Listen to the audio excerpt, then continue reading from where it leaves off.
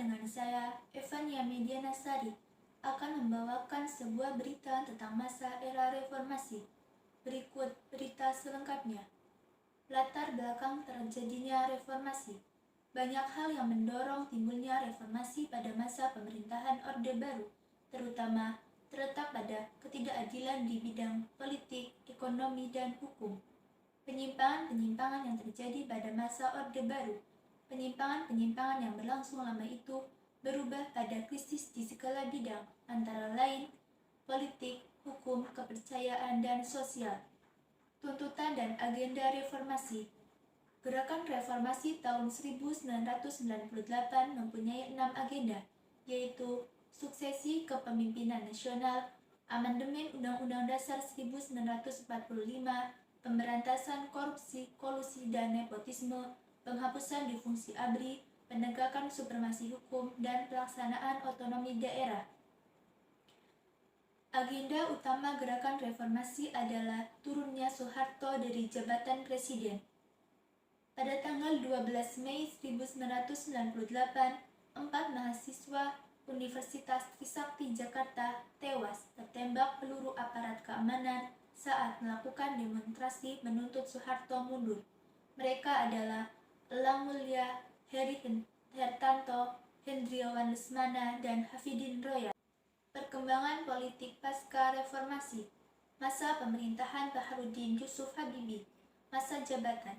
Dengan menjabat selama 2 bulan dan 7 hari sebagai wakil presiden dan juga selama 1 tahun dan 5 bulan sebagai presiden, merupakan wakil presiden dan juga presiden Indonesia dengan masa jabatan terpendek.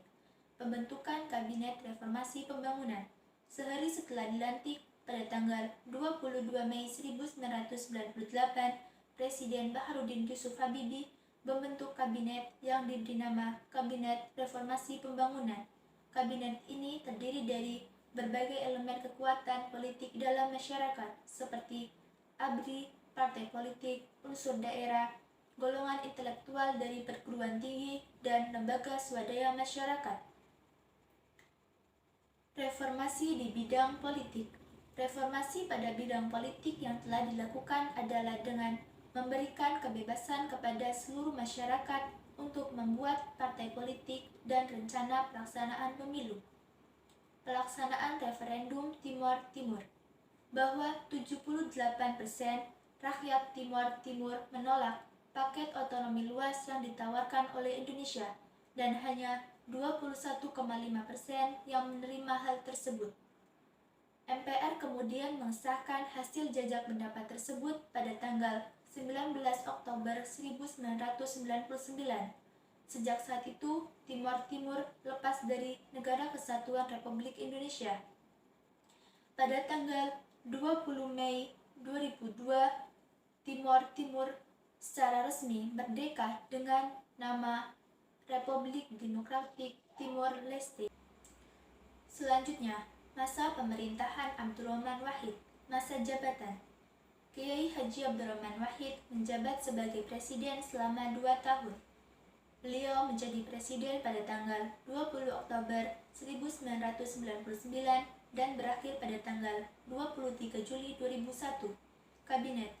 Kiai Haji Abdurrahman Wahid didampingi Wakil Presiden Megawati Soekarno Putri membentuk kabinet yang diberi nama Kabinet Persatuan Nasional.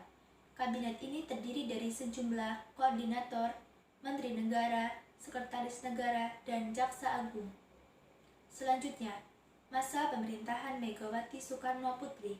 Masa jabatan.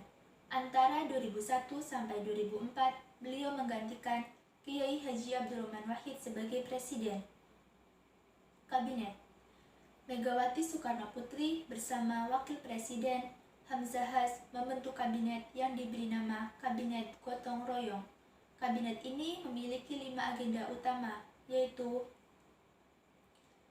membuktikan sikap tegas pemerintah dalam menghapus korupsi, kolusi, dan nepotisme, menyusun langkah untuk menyelamatkan rakyat dari krisis yang berkepanjangan, meneruskan pembangunan politik, mempertahankan supremasi hukum, dan menciptakan situasi sosial kultural yang kondusif. Upaya pemberantasan korupsi, kolusi, dan nepotisme. Pemerintah mengeluarkan Undang-Undang Nomor 20 Tahun 2001 tentang perubahan atau Undang-Undang Nomor 31 Tahun 1999 tentang tindak pidana korupsi. Masalah disintegrasi dan kedaulatan wilayah. Tidak meratanya pembangunan dan tidak adilnya pembagian hasil sumber daya alam antara pemerintah pusat dan daerah menjadi masalah yang berujung pada keinginan untuk melepaskan diri dari Negara Kesatuan Republik Indonesia. Pemilihan Umum Indonesia 2004. Pemilu 2004 ini adalah pemilu pertama yang memungkinkan rakyat untuk memilih presiden secara langsung. Pemilu 2004 dibagi menjadi maksimal 3 tahap dan minimal 2 tahap. Antara lain, tahap pertama, pemilu legislatif. Tahap kedua, pemilu presiden putaran pertama. Tahap ketiga, pemilu presiden putaran kedua. Selanjutnya, masa pemerintahan Susilo Bambang Yudhoyono, masa jabatan.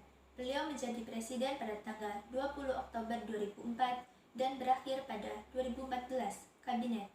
Sehari setelah terpilih, Presiden Susilo Bambang Yudhoyono sendiri membentuk kabinet yang diberi nama Kabinet Indonesia Bersatu.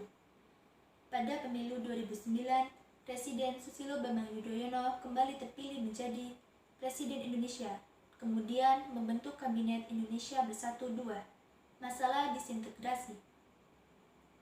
Presiden Susilo Bambang Yudhoyono berhasil meredam berbagai konflik di Ambon, Sampit, dan Aceh. Yang terakhir, masa pemerintahan Joko Widodo, masa jabatan. Beliau menjabat sebagai presiden sejak tanggal 20 Oktober 2014 sampai sekarang. Kabinet.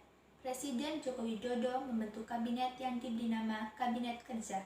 Kemudian kembali menggagas program yang disebut Nawacita, yang merupakan 9 program yang mencakup visi dan misi Joko Widodo dan Wakil Presiden Ma'ruf Amin.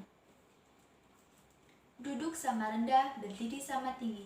Sekian, terima kasih. Sampai jumpa kembali dengan saya, Evania Mediana Sari.